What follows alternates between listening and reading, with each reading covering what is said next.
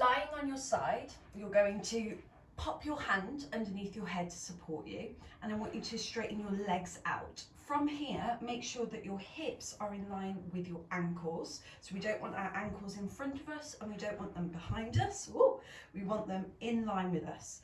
From here, you're going to take your top leg over like this. Now it doesn't matter where it lands. Some people might be really flexible, they might be able to get their leg up here, other people not so much. It doesn't matter, but what I want you to make sure you do is keep the side of your leg at the bottom to the floor. So when you bring that leg over, if that means that you rock forwards, bring yourself back onto the side of your hip bone.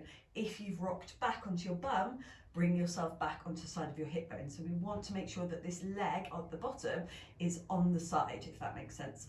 We don't want our hips to be rotated back. We don't want our hips to be rotated forwards. They want to be stacked on top of each other. Now from here, what you're going to do is you're going to raise the bottom leg using your adductor, so the inner thigh. So we lift, and then we lower, and when we lower, I don't want you to touch the floor, so I want you to keep that leg hovered off the floor an inch. Okay, so you squeeze in and then you lower and hover. And just a few more little tips here, just because this is where I see this exercise go wrong. What a lot of people do is they tend to drive the movement from their foot, so they'll lift and now their foot is trying to overcompensate the movement. So make sure you're keeping your toes pointed, and if you're getting cramp in the arch of your foot, cramp is good, we like cramp. Cramp means your arches of your foot are waking up, so let the cramp go, let it pass, then come back to it.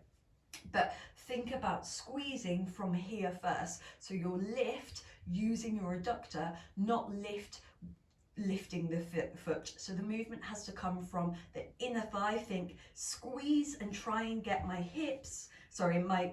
thighs closer together, okay? Not my foot up really high. So we lift, we squeeze the thighs together and lower and hover. Breathe out, breathe in. Hover, breathe out, breathe in. And I always want you to pause and hold at the top for 1 or 2 seconds, unless I've said to hold for longer on the program. Once you've done one side, you're going to flip over and do the other side. The final note I have to say is you will feel the top glute. So I've got my left leg over.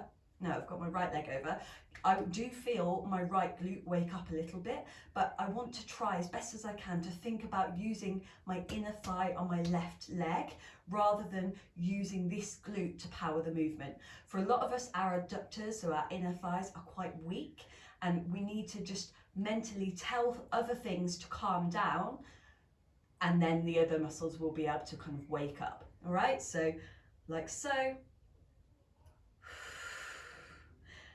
And breathing out to lift and hold, drawing the hip bones together, lifting the belly button up, hovering that leg.